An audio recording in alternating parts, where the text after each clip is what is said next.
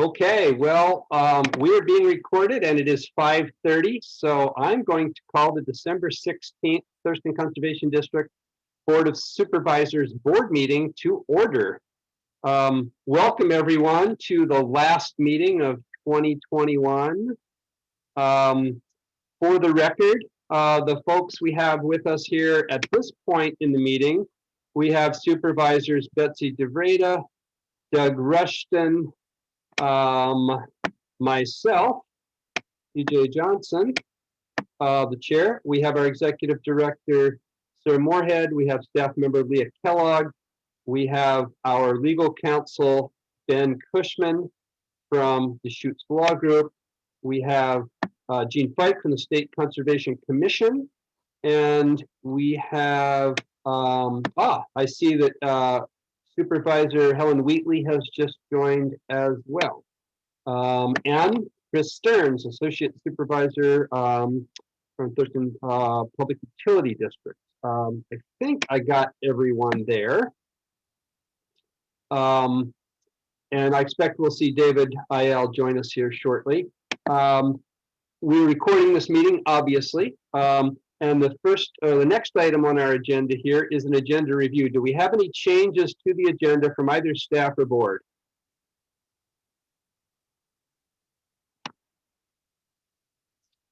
Hearing none, I will entertain a motion to approve our agenda. This is Doug. I'll move for approval of the agenda as written. It's moved by Doug. Is there a second? I'll second it. Seconded by Helen. No, Was that Helen or was that Betsy? well, I did second it, Betsy. Okay, we're going with Betsy there. Having a hard time hearing still. So we'll move to a vote on the agenda as presented. We'll do that roll call style. Doug? Aye. Betsy? Aye. Helen? Aye. Chair votes aye. We have approved our agenda. That moves us to consent. The consent agenda tonight has 6 items on it. We have the minutes from the November 18th, 2021 board meeting. We have we have the November 2021 financial report. We have the Washington State Conservation Commission contract addendum 22.13.FL. We have Eco Studies Western SARE subagreement. We have the Nacd Landowner Outreach and Technical Assistance MOA. And finally, we have the RCO Scatter Creek Tributaries Project Development Agreement. So with that, is there a motion on our consent agenda? I move to approve the consent agenda. It's been moved by Betsy. Do I have a second? I'll second it. Seconded by Helen. We will move to a vote on consent. Betsy? Aye. Helen? Aye. Doug? I'm going to abstain because of the NACD linkage there. Okay, for the record, Doug has abstained. The chair votes aye, so we have passed the consent agenda with 3 ayes and 1 abstention. That moves us towards to public comment.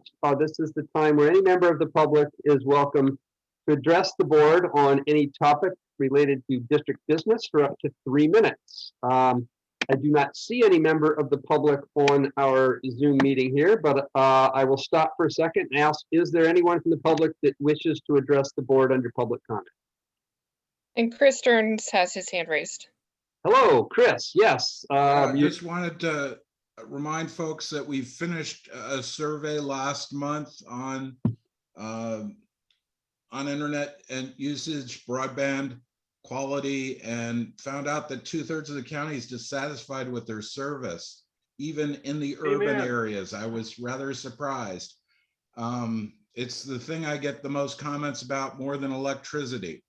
Anyway, there will be in the next year a summarizing of that report, and from the results of that report, a focus on where we're going to put our resources. We're working with the broadband action team of the county, which was newly formed just this year. And obviously the Nisqually tribe's involved with WAVE technologies they're also providing services or proposing services. And technically it gets coordinated, and then we get some results through the funding that comes through from the federal and state governments to put out a network. So I just wanted to give you a heads up, and always keep track of where you guys are at as far as relocating or any of the other ideas that you've had about moving the district and whatnot, where we could be of use or helpful. Thank you. Great, thank you for the update, Chris. Is there anybody else out there that wishes to address the board under public comment? Hearing none, I will close public comment, and we will move to item 5, partner reports. First up here is NRCS. I don't see Robin Buckingham on the call here tonight. I assume we will get a written report from Robin, who's really good about providing those to us when he's not able to attend. That did come into my inbox here recently, and so I'll forward that after the meeting. Thank you, Sarah. Next up under partner reports is Department of Ecology. I also do not see Elena or another representative from the Department of Ecology here tonight. So we will again ask for a written report from them if there's anything they need to let us know about. Then we move to item C, the State Conservation Commission, and we do have someone from the commission here. Jean is with us tonight. So Jean, would you like to provide us an update? I would love to. Thank you for the opportunity. Yeah, we have a lot going on right now at the commission. As you may know, we are in the process of selecting the next executive director for the agency. Some of you may have been able to tune in for some of the interviews yesterday. There was an opportunity to sit in the morning, and then interviews continued throughout the day. I'm sure the candidates were pretty exhausted by the end of the day. So that process is ongoing. I don't have an updated estimate as to when a decision is expected, but I'll include the information about who the top 3 candidates who were interviewed yesterday were, in case anyone missed that, coming out by GovDelivery. Also, in case anyone missed it, we had an election on the board, and Daryl Williams is now our chair, and Larry Cochran is now our vice chair. So just making sure you saw that. I have a little bit of an update, although the big news is still pending on the Department of Ecology's livestock watering, either a policy change or a policy clarification, depending on who you talk to. But a significant difference from the way this has been applied on the ground for quite some time. You've probably seen some things in the Capitol Press, and you've seen some GovDelivery come out, but basically what we know right now is that they understand that there is significant concern among stakeholders. They have indefinitely suspended the change or clarification. There had been a very short deadline for comments, and that was first extended, and then it was removed altogether, and now they're putting a pause on. The commission is going to be convening stakeholder process of some kind. I haven't yet seen that come out in detail. We're expecting that anytime. I'm told that Ecology is welcoming that role by the commission, so that seems positive to me. Questions on, and then I wanted to just mention our legislative short session budget requests for a investment in conservation and equity engagement, sustainable farms and fields, and farmland protection and land access, as well as, of course, the Joint Committee on Elections on the legislative side in the short session. So lots going on. Any questions I can answer about any of those things, or something else you've heard or wondered about? I have a question about elections, Jean. I saw today Representative Dolan has pre-filed a bill on conservation district election reform. And I think and there's another co-sponsor, I forget who it is, but I'm wondering to what degree the commission has been involved with Representative Dolan, and whether the commission has any position on that bill at this point. I know it's kind of early in the process, but I read it. It's kind of a funny bill. It sort of seems to do some of what we've talked about, and maybe some other things that we haven't talked The co-sponsor wasn't by any chance, oh gosh. Something with an L. A woman, her last name begins with an L. That's all I remember. I don't have it in front of me. Okay, I'm blanking. I know there's a legislator in King County who's interested in taking taking it much farther. And I'm blanking on her name. I'm so sorry. It appears that this might be separate. It's out Okay. of the 40th district, so it looks like San Juan, Whatcom area Oh, interesting. is the co-sponsor for the bill that Dolan submitted. I haven't seen the Dolan bill. I don't know. It just came out today. Okay. It was just pre-filed today, so Okay. I guess I'd be interested in maybe some follow-up in terms of if what the commission is thinking about that, and any guidance you might have to us in terms of issues, either pro or con for that. Well, I'll tell you what, I'll see what I can find out. There was a legislative team meeting today. I wasn't able to attend it, but they may have provided some news. They may have seen it in time to discuss it. So I'll see what I can find out. I do know that the commission and WACD have been talking to legislators that are interested in this subject about bill language, but I don't know if Dolan was one of those people, and I don't know how far along they are. So let me see if I can find out some more and get back to you, TJ. Great, thank you. I appreciate that. Okay. Are there yeah. Other questions or comments for Jean?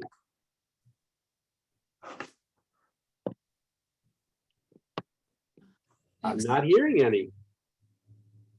So I guess you're off the hook for now, Jean. If you think of anything, you know how to reach me. Thank you. Indeed. Thank you so much.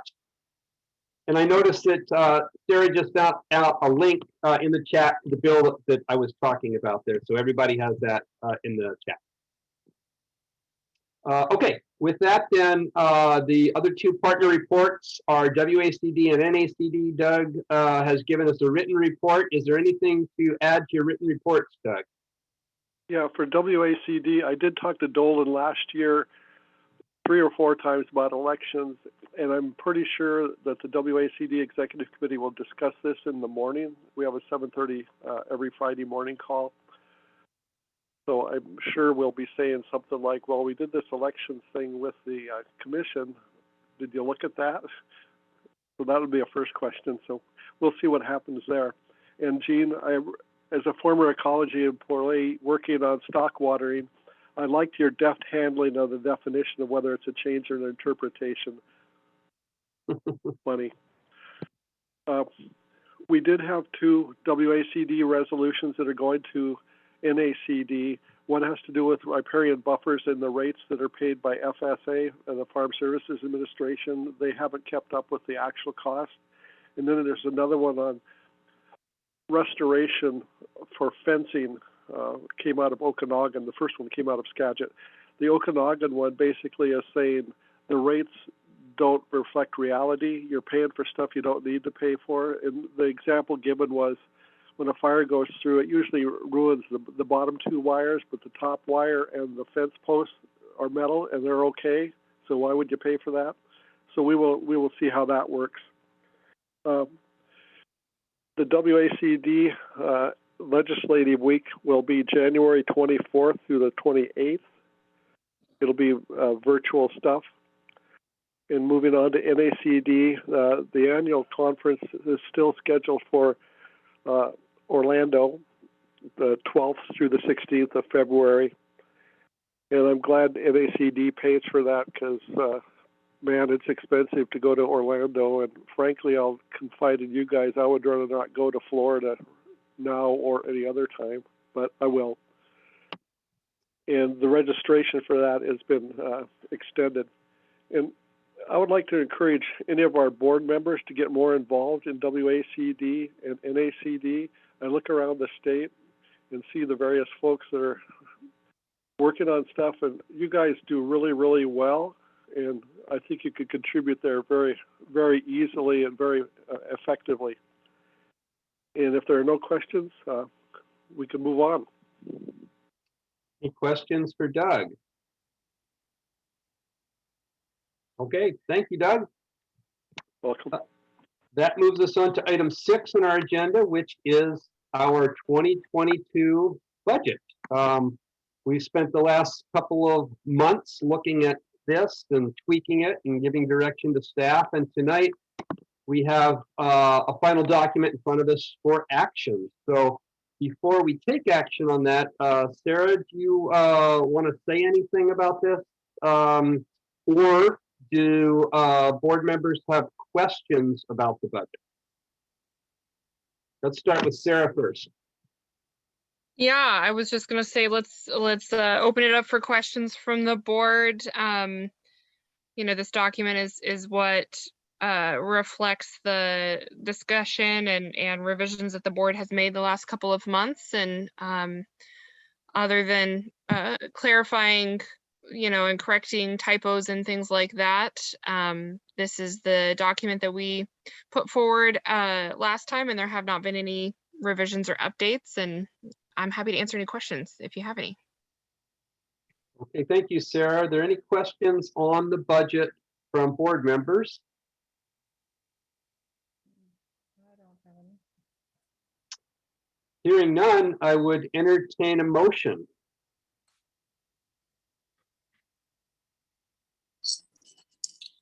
I will motion to approve the 2022 budget. Hello, David. Thank you for the motion and welcome to the meeting. Hello, thank you. David has moved approval of the budget. Do we have a second? Seconded, that's Betsy. Seconded by Betsy. Okay, we will move to a vote on the budget. David, Aye. Betsy, Aye. Doug, Aye. Helen. Aye. And the chair votes aye. We have approved our 2022 budget. Woohoo. Thank you Good all. job. Thank you. That now moves us to item 7, COVID-19 update, the Omicron edition. We now have a new variant to talk about. We've moved beyond Delta. Sarah, is there anything new to report on COVID? This is starting to sound like chapters of a sci-fi novel.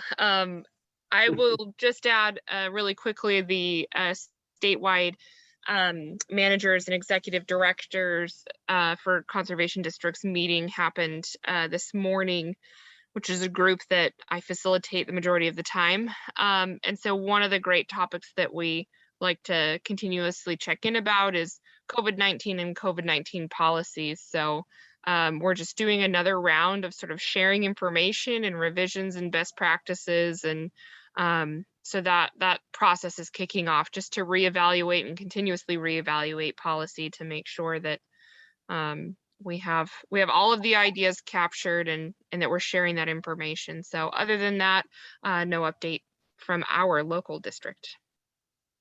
Any questions for Sarah related to COVID? Okay, thank you, Sarah.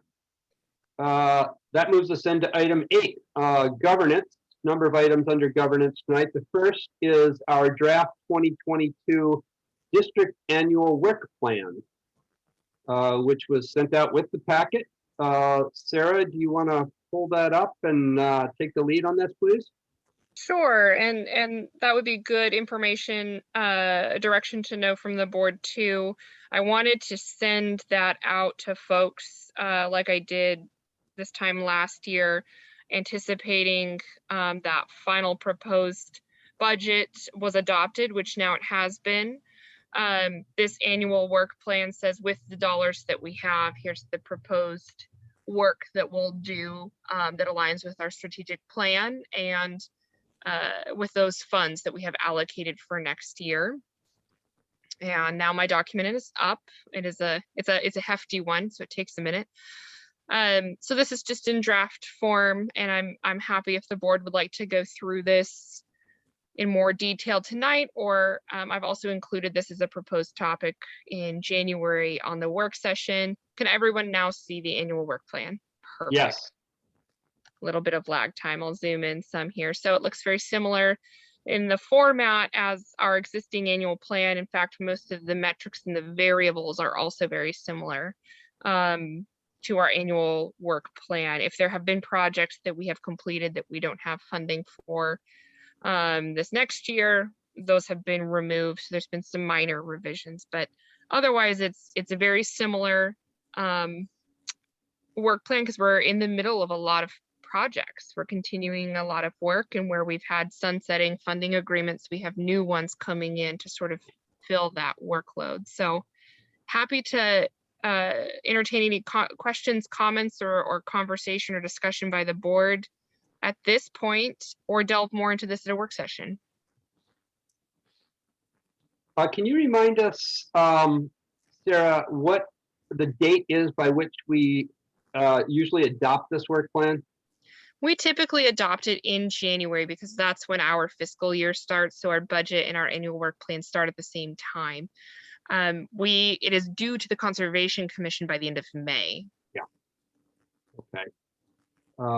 So let's see. So are there any preliminary questions, comments, or discussion tonight, knowing that we will take a look at this at least one more time before we take action on it?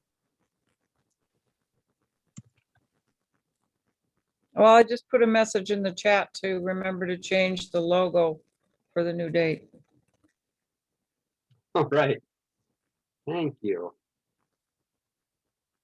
One question I had on this, Sarah, it looks like, and I might be wrong because I didn't go back and compare it exactly to the 2021 work plan, but it seems like we're planning a number of workshops and classes next year across a whole variety of topics in our strategic plan. At this point, are we assuming that those are going to continue to be, for the most part, virtual, or are we going to see a mix of online and physical workshops and classes? Yeah, at this point, what we're planning is, especially in the winter months, we'll continue in sort of this virtual meeting space. When the weather is holding better, we will probably open that up to field tours, meet on farm workshops, project side workshops, and really focus on the outdoor workshop space. We've gotten feedback, from different sectors of our community that would like to see more in-person opportunities. They're tired of Zoom, and we've also gotten feedback from our community that they're not necessarily comfortable meeting indoors. So that's our approach moving forward, is that we'll continue virtually for appropriate subject matter during the months of the year that folks don't like to be outside, and then we'll offer some of those outdoor project side or on farm opportunities in the spring, summer, early fall. Okay, thank you. Yeah. Helen? Yeah, I have a question related to the workshops. Might it be time to think about, you've done a number of workshops, especially now that we've gone to using Zoom, and you're recording the workshops, and so you're starting to get to where you're building up a library of topics that are available for people, as kind of a permanent resource. And I'm wondering if it might not be time to think about that, and about how to integrate kind of building a library with the development of the workshops when they are online. And especially what I was thinking is, it might be helpful to think about different formats, like people might want to watch sort of more YouTube style. They're interested in a particular topic and how it applies to, trying to do things in Thurston County in particular. And could we think about maybe creating a library of topics where you look it up and it's maybe 5 minutes instead of like a whole workshop, but you can sort of break it down into segments. And so I was wondering if we could just think about that, and whether that might be feasible as part of the conservation district, kind of going more, more video techie than it used to be. Yeah. Absolutely, Helen. I think that's an excellent idea. And we are trying to expand our sort of video library in addition to our more standard workshop library. Believe it or not, that hour-long workshop presentation takes less time and resources than that 5-minute video to produce. So it is counterintuitive, but we do have plans in this next year to continue to expand that, and and take some of those sort of single issue topics. And I would invite the board too, if you're hearing about high priority topics from your networks within the community, to please send those to us, myself and Nora, because we would love to work those into our work plans. Yeah, and I mean, another way to think about that too is things that are high priority for us. Like, you know, we're investing a fair bit, say, in soil health. So maybe we might want to think about how we can sort of enhance what we're doing with the soil health stuff by, you know, building that library as part of it. So, you know, maybe it could reflect, you know, we already have some guidelines just from our own priorities as well. Yeah, absolutely. And something that, because we've built this virtual workshop library in the last 2 years, now we are also able to go back and say, we can get into this at a deeper level. We can do the 2.0 series. We can build on that education. We can pull in different experts or do place-based education, like what you said, Helen. We can make it really specific to certain areas or certain communities or operation types or whatever it might be. Yeah, absolutely. And I think it's important to keep thinking of all of the different avenues of sharing that information outside of just that standard recorded workshop. I think that's a really good point. Following up on that, we did I think Leo did a soil testing video that I thought was really good. It just kind of laid out the basics of how you do a soil test.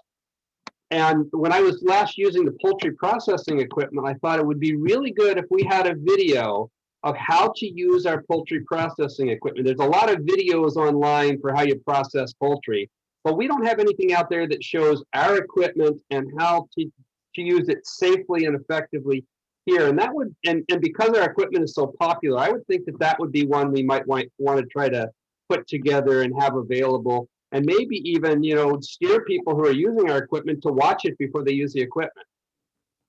That has been one of the highest priority videos that we've had on our list for a while. The only concern that we've heard there is not often are there producers or individuals that want to volunteer to process on video. That seems to be a point that makes people nervous. But Betsy, are you volunteering? Yeah, Yeah, sure. that's what I was got a really hoping good system. Yeah, I was hoping you were going to volunteer, Betsy. You're natural at it, I hear. And the other, I guess the other thing is, we know the trouble spots, so we know what to focus on and what's more of a no-brainer. Well, that sounds perfect. I'll have Nora reach out to you directly to talk about when the best time of year is, when you're going to process, when you have birds coming, and sort of arrange that. That would be very wonderful and very appreciated, Betsy. Cool. Yeah, and I think we're one of the earlier people to use it. We usually do it in very early June. Great. Okay, so awesome discussion. Are there any other comments or questions at this point about the draft annual work plan? Helen again. Yeah. So another thing that I'm thinking about is I'm wondering if it might be time with some of these things to think about following up on the effectiveness of the actions that are taken. And again, I'll use the soil management as an example. Like, so we have, you know, the actions suggested for next year are provide soil analysis recommendations to 100 community members.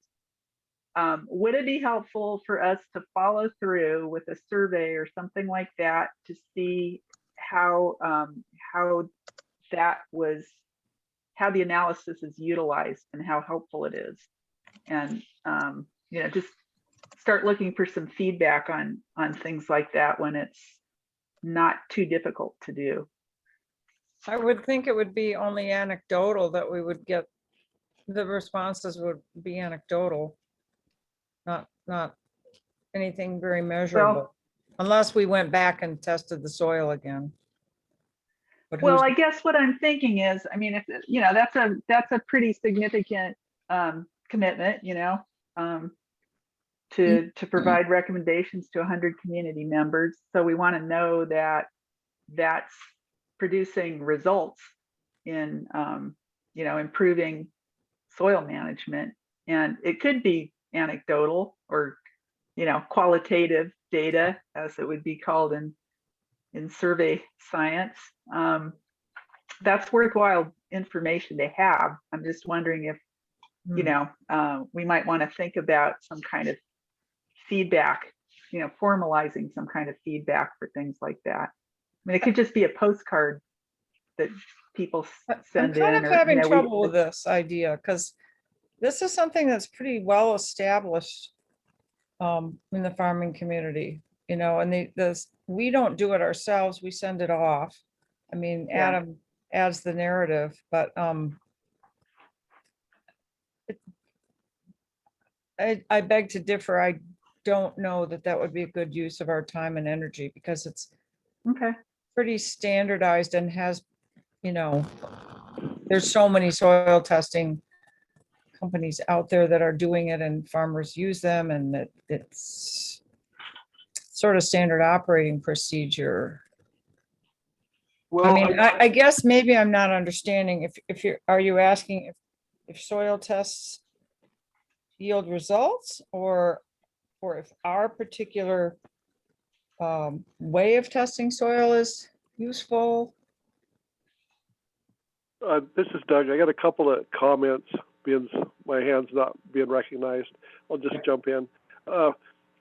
I think any process improvement stuff we can get anecdotal or data-wise, I think is good, because we want to provide better service.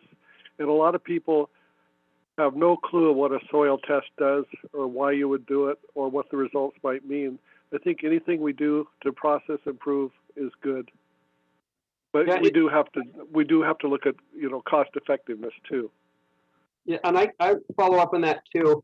I think actually trying to figure out if someone's soil is improving over time based on the work that we're doing, the recommendations we give, that's a really big undertaking. And I think Betsy is right that most farmers that do this are going to follow our recommendations. What I'm wondering about is all of the non-commercial farmers and the backyard people that we're encouraging to take these tests, whether they're actually following the recommendations or not. And I know anecdotally that people that I've talked into getting soil tests, they get their reports, and even though it's really clear what they're supposed to do for a number of reasons, some of them actually don't do it. And so it might be interesting to say, that, you know, did you follow the recommendations? If not, why didn't you? What were the barriers? Could you not find the materials? Did you not know how to apply the materials, etc.? But I do think that would be aimed more at the non-commercial folks that are doing the testing. Yeah, I think that makes sense. The main question being, what was the barrier? Because they Yeah, want to pay for it, you know. Yeah. It's not cheap. It's sort of a waste of their money if they're getting it tested and they're not following through. well, on the other hand, you can spend, you know, $25, $35 for a test, but if they tell you you need a couple $100 of soil amendments, that might be the barrier to someone. So but again, I think it'd be interesting to try to get some of this anecdotal information and just figure out, because there might be barriers out there that we don't know about that then we could address. So maybe there could just be a simple survey that would go out to everyone who gets a soil test. Yeah. At some appropriate time lag, saying, you know, we're just Yeah. curious, did you follow through, or? I think we need to do that type of thing for other processes we are involved in too, not just soil testing. There's all kinds of other services we provide. But as Betsy points out, you know, we got to look at the cost of that and maybe just take the big ticket items and put on there. I don't know. Good point to think about though.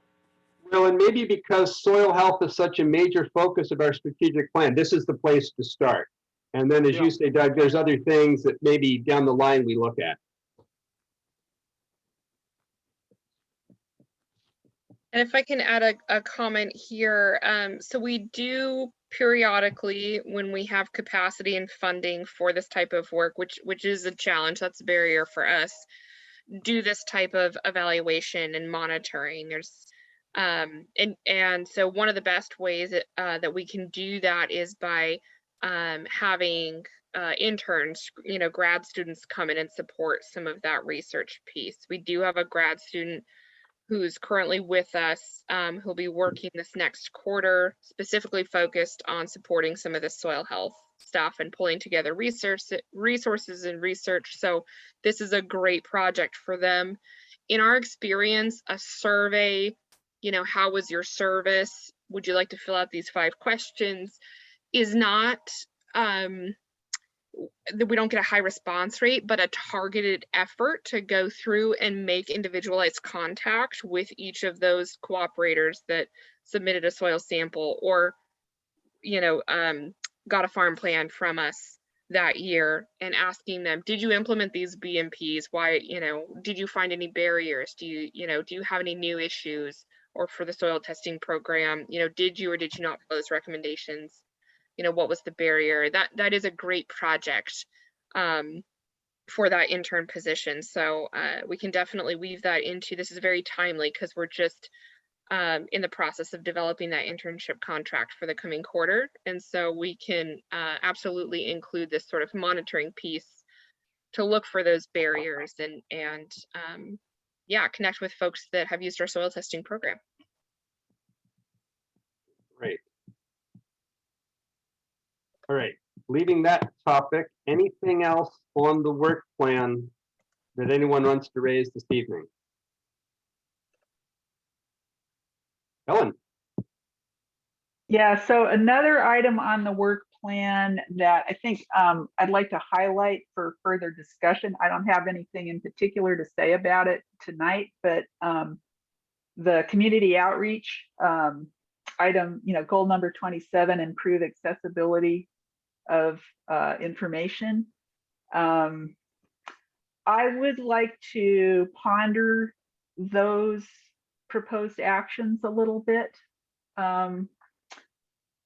So maybe highlight that one for further discussion. And like I said, I don't have much I want to say about it tonight, except that I have a feeling that maybe we could cook something up that's maybe a little bit more targeted or more thoughtful, or I don't know what. I just want to talk about it a little bit more. Okay, so talking about it at the work session in January, is that where you're going with that, Helen? Yeah, Okay. I think so. I'd like to highlight that. So maybe in the interim, we could ask staff to think about other options there as a springboard for discussion in January. That sounds great. Okay. Anything else on this work plan?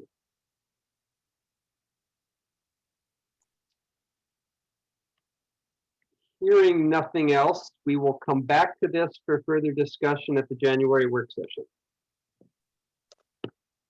And then that will move us to item B, 8B, Conservation Education Center update. Is there anything to report there, Sarah? I think the one thing that I have to report right now is, well, 2 things. One, I'm still working with the consultants to finalize our sort of stakeholder interview approach process and interview questions, so that we can get some board feedback with the holidays and the year-end wrap up for both the district and for our consultants. It's been it's been challenging to find enough time to really make sure that piece is wrapped up, but we're looking to wrap that up by the end of this year and send that onto the board for thoughts and discussion so we can move really thoughtfully into that stakeholder interview process. The other thing I'll say is interesting opportunities are continuing to present themselves for potential analysis or consideration down the road. We're aware of sort of some partnerships and opportunities that we've discussed over the last couple of years. I attended an informational meeting on the Greg Crucio Park, which is sort of in the north of I-5 Lacey area. It's a very large space that they're looking to turn into a mix of natural area and you know, maybe interpretive park space, maybe at some point partner with some sort of center, very similar things to some of the stuff that we have discussed. So I just wanted to identify that I attended that open house and learned some information there. And they're open to that kind of conversation with other entities. Not necessarily do they need that to move forward with their plans, but it could be a component. The other thing that I will share too is there's a community member who many of you might know named Ralph Monroe. And they are over sort of near the Evergreen State College area with a beautiful conserved farm and shoreline that is held by Capital Land Trust. Ralph hosts a lot of events and is a philanthropist in our area that does a lot of conservation volunteer work.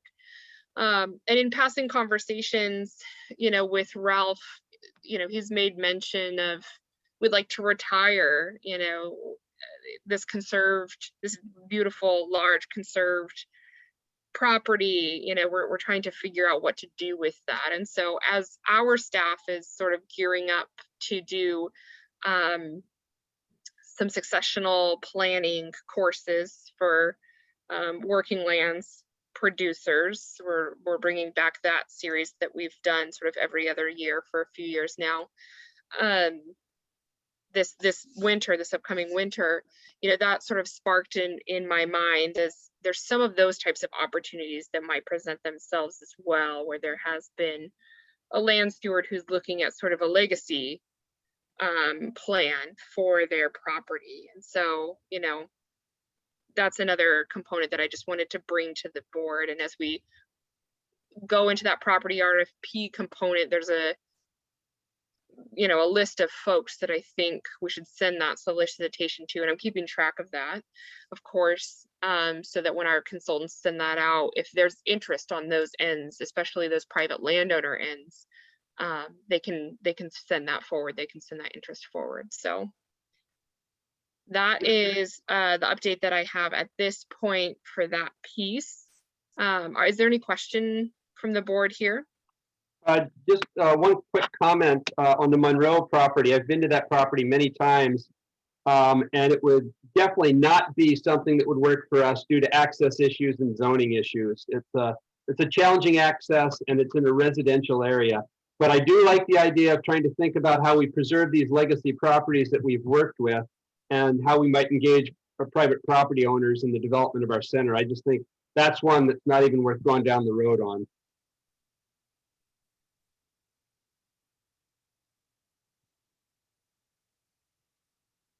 Any other comments on the CEC from board members? Okay, then let's move on. Debrief on WACD. We heard a little bit from Doug earlier. Is there anything further to talk about on the WACD meeting? Yeah, I'd like to make sure you all are aware that there was a fair amount of contention on the DEI recommendation. The board did accept the recommendation of the DEI committee, but I think the vote was like 37 to 25. And there was a fair amount of contention of people not thinking there were any issues. But even though it was passed, I don't think we're done with that yet. And as Yeah, a I'm result sorry of to hear part of about that, that. I saw that. as a result of that, or a precursor to that, was the North Yakima district did not pay their dues, chose not to, which meant they lost their vote during the board meeting. And one of their board members is an area director too, so that person was off the board. It was messier than it had to be, I think. Okay, thank you for that, Doug. Moves us to item D, 2022 board meeting schedule.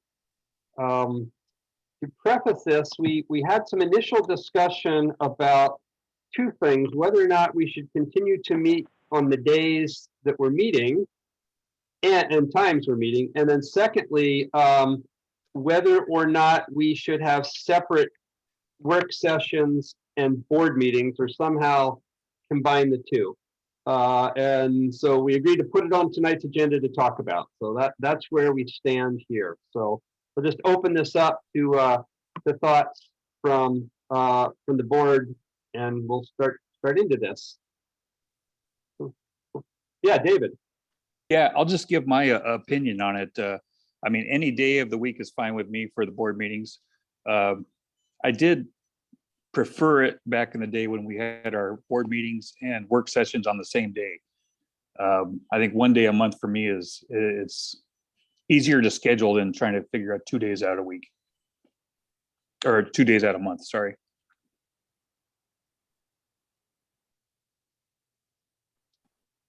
I would say that works for me too. I don't mind if we keep doing what we're doing. It looks like we're going to continue to be having Zoom meetings for the duration for the foreseeable future. I know that I think TJ ran by the idea that if we ever were to start meeting in person again, that maybe we would have one of the meetings be virtual and one of them in person. I do like that. But I'm fine with meeting one day a month. I know it adds to the, the workload or the coordinating everything for the board, but we've made it work in November and December. Helen, I think I saw your hand next. Oh, well, yeah, I'm fine either way, I guess. I was just gonna say, the dates, I'm better with these dates than like when I think I was just trying to double check. I'm gonna be on the Thurston County Planning Commission, and I think they meet on Wednesday evenings. So that one's out for me. I kind of like, I mean, just my personal preference, I guess, is to keep the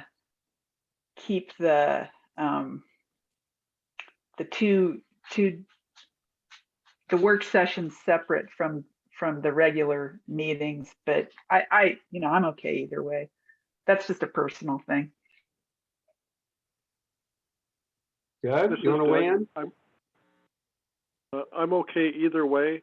And one of my underlying assumptions is the meetings are going fairly quickly. So having 2 meetings in one day, that doesn't scare me as much as it used to. So I like that. But I'm okay with that as is, or I'm okay with changing it. But like Helen, Wednesdays are out for me. Yeah. Well, go ahead, David.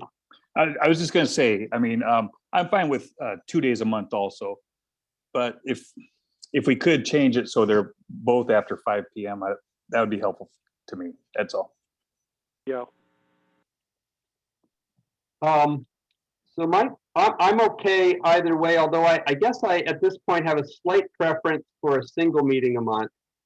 And I'll also note that you all have been very gracious the last couple of years in changing our meeting schedule during my CSA season so that we met on Tuesdays and not Thursdays. And I will have that same issue to deal with again this year once my CSA season starts.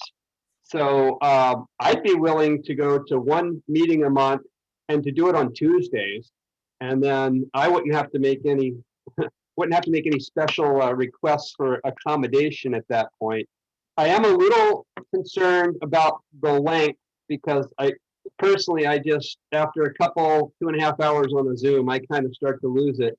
But I think if we're conscious about agenda management and we stick to what we're doing, we all seem to be pretty good about that. We could probably get through both work session items and board meeting items in 2.5 hours with probably a few rare exceptions. But something like you say after 5 o'clock, if we went like 5 to 7:30 or something on a Tuesday, I that would be okay with me. And we could also try this for a while, and if we don't like it, we could revert to a different system. And Yeah, or I mean, if- go ahead. Okay, I see a thumbs up from Doug, and I think I see a hand from Helen. yeah, hand up. Well, Yes. I was just gonna say, yeah, I mean, my main concern is not giving short shrift to the work sessions if there's a need for Yeah. a bit of space for discussion. I just want to make sure we don't lose that. But if, like you said, if we're careful about it, we're going to know when those kinds of work sessions are coming up, and we can plan the rest of the agenda around that to make sure that we give space to it. So, you know, as long as we're all good at doing that, which we seem to be, I'm good with it. And I Betsy? like TJ's realistic approach. We can try it for a while, and if it doesn't work, we'll change it. Try something else. Betsy, you're next. Yeah, and I would just say also, you know, we should feel free to say, well, it needs to be 5 till 8, but we'll take a 15-minute break at 6:30 or something. Yeah, maybe have just a standing break between whatever the work session is and the meeting portion. Yeah. Sarah, if we move to this, and let's say we moved it to the 4th Tuesday of the month, is that going to work with staff workflow issues? Yeah, I think that works just fine for staff. That day of the month, it doesn't conflict with other standing meetings of the staff that attend. We do realize some efficiencies in having it one day a month. So there'll be some capacity savings having one day a month versus 2 meetings. So yeah, that works great for us. Betsy? Well, if we chose a different week than the 4th, we wouldn't end up with the problem in November and December. That's true. Yeah, I'm not wedded to the 4th. I just threw it out there. I'd be happy to do whatever, the 2nd, the 3rd. Yeah, maybe the 2nd would be better for as far as November and December go. I would just offer with that, we would be doing our financial reporting on the previous month, obviously. So that's the only thing we try and report on, kind of current activities in the month that we're in. But we get a lot of our accounts payable and receivable and voucher stuff processed right in the middle of the month. So when we have board meetings towards the end of the month, we're able to report on a lot of those activities in real time without, 2 or 3 weeks of lag. So I've seen districts do it both ways. Well, Well, I guess it doesn't seem to matter. I mean, we change it this year and we do what we do. We're the only ones coming to the meetings right now, so. Yeah, I'm fine with the later 4th week. okay, is anybody that objects if we try to move to 1 meeting a month? It'll be on the 4th Tuesday of the month, and it'll run from 5 to 7:30 or 8 o'clock. Any objections to that? I do see Doug's hand raised. Doug? Yeah, I think for David's sake, we should move it to start at 5:30 and go to 7:30. I like Betsy's idea of a 15-minute break between the work session and the actual board meeting, or maybe a 10-minute, but a little bit of a break. I think that's a good idea. Okay, so seems like that's the direction we're headed here. Single meeting. We'll see a revised meeting schedule then in January. I assume we'll implement this in January, so our next meeting will be the 4th Tuesday of January. It will be a work session and board meeting combined. And I just want to clarify, because I heard Doug say start at 5:30 and end at 7:30. So that's 2 hours total.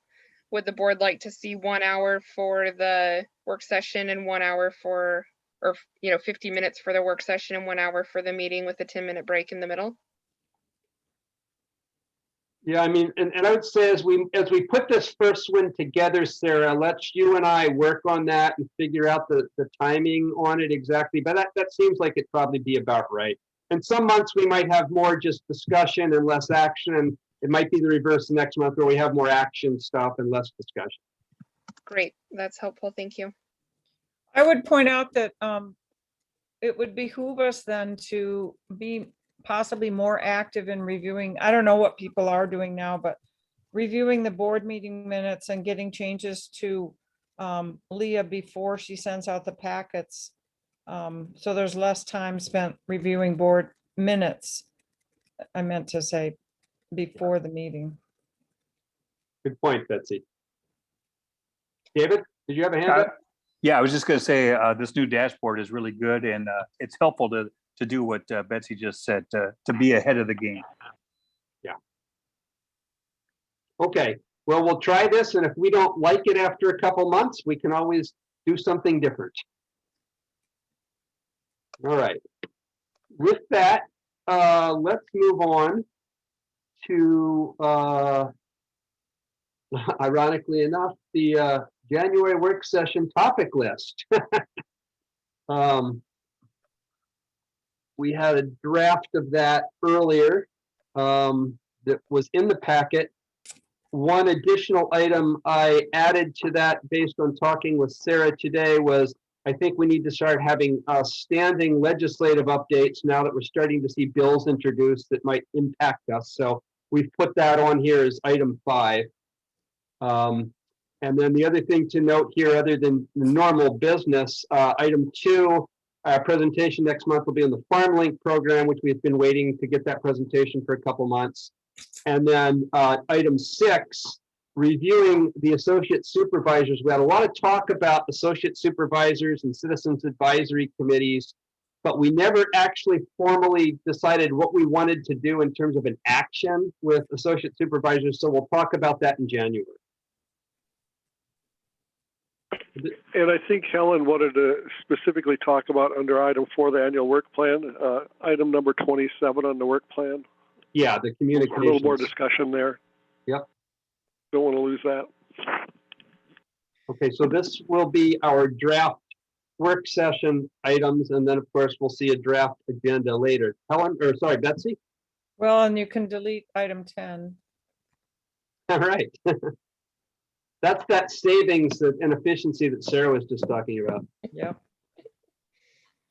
And I will share with the board as well, January in our TCD policy is the month of the year that we review all associate supervisor positions. So there's that standing policy as well that I'll include. Okay. All right, we will go with that as a draft. Thank you. That moves us to item 9, which is supervisor reports. I will start at the top of my screen here. David, do you have a report? No report this month. Okay, Betsy, Nothing from me. Doug, I'd like to reemphasize, I'd really like to see some more engagement. This is a personal thing. I look at you guys' skill levels, and you'd be really beneficial for WACD or NACD. So consider that a recruitment nudge. okay. Helen, No, not really. I don't think there's anything coming up with the TRPC that I need to highlight. okay. I have 2 brief things. One is to tell you that we did not meet with the Olympia Farmland Preservation Group in December, largely because Adam had a lot of work on his plate and the data we were expecting Adam to put together wasn't going to happen in December. So we took December off. We'll be meeting again the first Tuesday of January to look at, I think, the final cut of the data that Adam's been putting together, and then figure out what our direction is going forward for 2022 at that meeting. And then the second thing I have is actually a question for you, Helen. A couple of weeks ago, we got in the email a watershed health report from TRPC. And I read that report, and essentially what it said is we've got a bunch of problems in deteriorating watershed health in Thurston County, and they're going to continue to get worse. And it was very frustrating because that's usually what TRPC reports say, and they have for years. They say things are bad and they're going to get worse, but there's never any, oh, let's do something about it. Let's stop that. Let's take an action. So I'm wondering, what the discussion, if any, has been about that report at TRPC, and whether or not we as a district should be standing up and saying, no, we're not interested in watching Yeah. our watersheds further deteriorate and fall apart. Well, David, you can certainly jump in if you want, but Yes, I forgot you were there too. my impression of what's going on with TRPC is that it is very focused on transportation, and that's other items are, and the growth management plan, of course, and how that intersects with transportation. But honestly, I mean, there hasn't even been a lot of discussion about the climate mitigation plan, let alone anything more far reaching. And if Chris is here still, he can maybe chime in too, since he also sits on it. But I agree, this might be something for us to decide to talk about, whether we want whether and how the conservation district could be a stronger presence with the TRPC and exert some leadership there, because I don't think these kinds of issues are getting onto the agenda, and they should be. And it's there is an election that's going to be a main item of business at the next meeting. And, it will partly be dependent on who the leadership turns out to be, I suppose. But this is a concern. I agree with you about that. Well, and it's a long-term concern. When I served on TRPC representing the city of Olympia, I saw report after report that said the same things. Things are going to get worse, and then we just sort of move on. David, I'd be curious your perspective on this. Yeah, no, I felt the same way. I mean, we didn't really talk about this report on the TRPC. I believe their goal is to continue to build. My personal belief, we're in an area that's well overpopulated, and we're not taking care of our water, and we need to start. And I don't think the TRPC, it's not their main goal. Yeah, and I was very discouraged by the this year's retreat. It was just, I mean, I'll be frank. In my opinion, it was a real waste of time and resources, because it really didn't give us an opportunity to talk about what we see as key issues that the TRPC should be focusing on. It seemed like sort of housekeeping sort of stuff. And it was a real missed opportunity. And I feel that way just about every time I go to one of these meetings, because we have so much potential leadership brought together, and so much investment by all the different governments and agencies and so forth to come together and talk about things. And yet I think so often we don't get there at the TRPC meetings. And I would love to try to find a way to, make them more powerful and effective than they are right now. I would just point out that, yes, you're right. They focus on transportation issues. They've always done that since I've been involved, and I've been involved practically for over a decade, although not always the principal member at the meeting. And but I attended them even so. And yeah, JW, I believe, didn't get reelected or isn't mayor anymore. So there's going to be a new president of that board. Several members, like one of the Lacey city councilors, left office. So there's going to be a turnover at that organization. Hopefully some new ears and eyes will bring a better focus. This last focus that you mentioned about the retreat was on social equity issues and better representation of diversity that they've always lacked in the past. And except for our Native American friends that are now on the board representing places there, I agree with Helen. You need to focus on things that we can share and work together on. When I worked on sustainability issues, I was trying to get more infrastructure on the same page. That was a difficult lift as well. Well, I mean, I guess at the very least, since we do have a representative from this board going to TRPC, and we also have David representing someone else, another entity, but also there. This report was on the watersheds was just so obvious that we ought to at least raise that issue at a meeting and to express, if I can speak on behalf of the board here and tell me if I'm out of line, to ask Helen to speak on behalf of the board and say, we're not satisfied that we get reports that tell us that our watersheds are going to be further degraded in the future.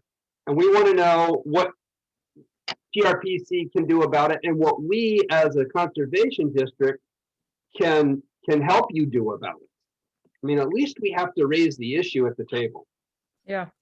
Yeah, I would concur with that. And in terms of dealing with Mark Daly, he's sort of seasoned now, but he's just been new to the whole situation and hired as an executive director only the last 5-6 years. I would say the more he hears from all three of us who sit there, that's me for the PUD, David for the tribe, and Helen for the conservation district, and even TJ, who's sat on the board for Olympia, you know, hearing your voice as a perspective about where they were 10 years ago. Because he wasn't there 10 years ago, for example.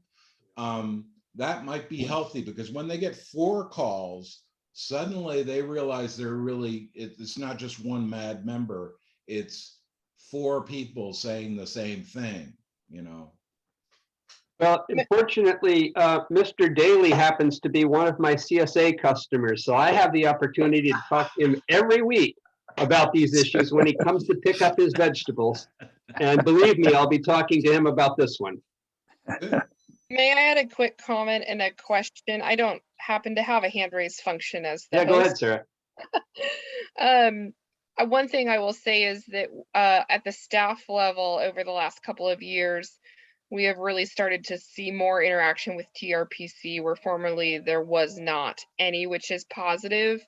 Once this RIA 13 salmon recovery lead entity moved from our house to theirs, I think that was something that really started to open them to the conservation world a lot more and engage them in that process.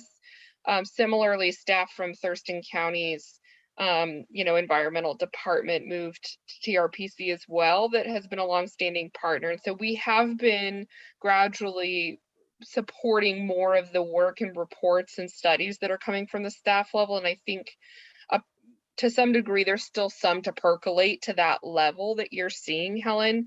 We just sent over some preliminary data and metrics on the 2021 climate report that TRPC staff is putting together. So things about, voluntary work that agricultural producers is doing and stuff like that. So I'd be curious, how all encompassing their data is. We let them know that full report is published in the first quarter of next year, and that we'll make sure they get a copy so they have that data with them. But yeah, it would be interesting to see what all is weaved into those final reports that make it into those assessments. Yeah, and maybe Sarah, you and I should be taking the time to sort of talk together and line things up prior to the meetings too, so that I know better what you've been talking with them about, or what they know, what they don't know, what they're working on. Yeah, happy to. I see your hand up, David. I was just going to ask if I could be a part of that group too. And as we go into these meetings, I have a voice from the tribe that can be on the same page, I think. Yeah, that would be lovely. We can talk offline, and whenever that regular meeting happens, I'm happy to coordinate between the 3 of us to meet prior to that. Thanks. That's see great. that I the think other it- hand Well, up the as next one is coming up. You know, they tend to be at the end of the last Friday of the month, or the first Friday I think- of the new I month. think it's the first Friday of the month, so January is Yeah. the next one. Right. And it will be pretty much preoccupied, I think, with the elections, but, you know, might be worth getting started with that one. Mhm. I think it's good to see our staff beginning to collaborate more, but I also think that if things are going to change at TRPC and they're going to take these issues seriously, it's going to have to be a push from the policymakers that make that happen. Betsy Okay. also has her hand up. Sorry? Betsy also has her hand up.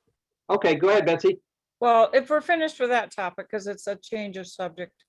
Yes, I think we are, because we need to move on soon. So let's move on. Well, just quickly, I did a little looking about this Greg Cuyo Park. I thought she said great, so I'm glad I got it all straight. I think we need to get our foot in that door. It looks like a great opportunity. So I don't know what we need to do and how soon. They've already had 3 meetings for community input, and we missed them all, but I'd just like to advocate that whatever we could do, Sarah, if you know it, anything we should do to say, hey, it seems like it'd be a great site, especially when I look at what their goals are for the property. So I did attend one of those community meetings, Oh, good. and I did let them know that our board is currently looking for locations throughout the county that meet their goals. So I gave them a very firm, we're very interested in finding a space very similar to this, but the board has not selected where they would like that to be and is still in a feasibility study process. So they know very much our intentions, and have said, yes, we can connect offline about that through your feasibility study if your board would like to. Yeah. Good. Thank you. Yeah. Sarah, Yep. is this the former Jewett property? I believe so. I think that is the same, or at least in part, that's been discussed. I need to Yeah, look at the maps again. Yeah, I think it is. We've looked at that twice when we talked about relocation and figured it wasn't a good location, but that may have changed. Nora Jewett, used to be Nora Jewett, Nora Mina, was on our board for a number of years, on our Thurston CD board. Okay, well, it sounds like Sarah's plugged into that and has expressed our Yep. interest. And we just have to keep moving forward with our feasibility study and figure out if that's a good fit for us before we can do much more. So with that, I'd like to move on because we're just a couple minutes behind and we do have a couple of closed and executive sessions to get to, but we do have before that an executive director's report to go over. Sarah. I will make this really brief. I alluded earlier that there is, everybody is watching the beginning as session begins and bills are being pre-filed, and there is a sense that I started to hear somewhat anecdotally from conservation districts and WACD that there's going to be an increased sort of call to action during this legislative session to demonstrate the power and effectiveness of voluntary conservation and our voluntary conservation programs. So there's some great things that the commission has proposed in their budgets that are definitely wonderful to support and would provide a lot of value to Thurston County in particular. And we can talk about that in January. But this sort of concern over dramatically increased broad brush regulations that seem to be, that conversation, I guess, is percolating. There's just been a notice verbally that folks at WACD have shared that there will be some sort of call to action to really make sure that the value of our programs and the work that they actually do and the impacts they make on the landscape are really seen and heard by all of our legislators in the community, and that we continue this yes and approach where we have voluntary options and a regulatory backstop. Whereas it seems to be there's maybe a greater push during this session for regulatory first without voluntary. So I just wanted to bring that to our board because that really is sort of the core of our existence and the work that we do in our community. And stay tuned. I will share more information as it comes through, and I'm sure you'll receive it directly from WACD. Yeah. And that is all I have time. Okay, any questions for Sarah? Okay. As Go ahead. a spin off that, if I could just interject quickly, I am involved with a forestry group, and Senator Braun spoke to our group on the 14th, and he was very gung-ho on all the money that he thinks is going to be coming through. He said the budget forecast is $8 billion more than was expected, and there's still a lot of the federal dollars around, and that the legislature also has about $28 billion from pension fund gains. So this may be a good time, if there is lots of money, to strike while the money's hot. And he did say that the Rs are interested in entering more into the environmental arena, particularly agriculture and forestry, which he was speaking to a forestry group, so he kind of had to say that. Okay, thank you. Let's move then to our closed session.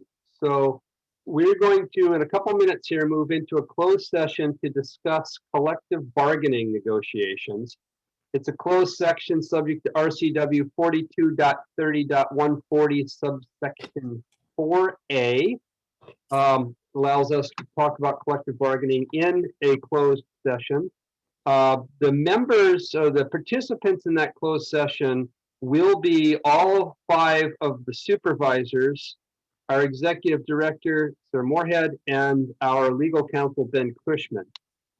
We will not take action in the executive session, but the expectation is after the executive session, we will come back into a closed session to take action on our collective bargaining agreement. We have allotted about 15 minutes to this. We're just about on time, maybe a little bit behind. So expect that we'll be back in public session in about 15 minutes or so. And as I recall, check me if I'm wrong here, Sarah, we do nothing. You all move us into that closed room and we don't have to do anything. Is that true? That is true. I will pause the recording. Supervisors, hang tight. You'll be put into a room. Everyone else and council and everyone else will just hang out in this space, or feel free to log out and log back in. Okay, thank you. Buckle your seatbelts. To infinity and beyond. Closed session. We've just concluded a closed session to discuss collective bargaining negotiations, and we're scheduled to take an action. So is there a motion on the collective bargaining agreement? I move to approve the collective bargaining agreement for the period of 2022 through 2024. Okay, it's been moved by Betsy. Is there a second? I'll second. Seconded by David. Let's move to a vote on the motion to approve the CBA. Betsy, Aye. David, Aye. Helen, Aye. Doug, Aye. and chair votes aye. The agreement has been approved. That then moves us to our last item of business this evening. We have an executive session to discuss the performance of our executive director. This is permitted under RCW 42.30.110G. In this executive session, here's how it's going to work. All of the supervisors and our executive director, Sarah, will be in the executive session at the beginning. After we have heard from our executive director, Sarah will leave the meeting and the board members will remain in the executive session for some additional conversation and direction to the chair. And when that's completed, we'll all come back to the public meeting space and we will report out from the executive session. Expect that this will take no more than 45 minutes and that we will be back here by no later than 7:50 p.m. So with that, Helen, did you have a question? were we considering doing another resolution this evening, or? I Is that- think that's a separate thing that needs to be Okay. brought to us in a resolution form at a future date. Okay, thanks. Yeah, thank you. Okay, so here we go. Okay, hello again, everyone. We, meaning the Board of Supervisors, has just returned from an executive session where we discussed the performance of our executive director. The board gave me as chair direction on that performance evaluation. And I will be writing up a performance evaluation, sharing that with Sarah, and meeting with Sarah sometime in January to go over that recommendation. That then concludes our agenda for this evening. Is there anything else for the good of the order before I entertain a motion to adjourn? If not, I'll entertain that motion. Motion to adjourn. Moved by David. Is there a second? I'll second that. Seconded by Helen. We're voting on adjournment. David, Aye. Helen, Aye. Betsy? Betsy, are you muted?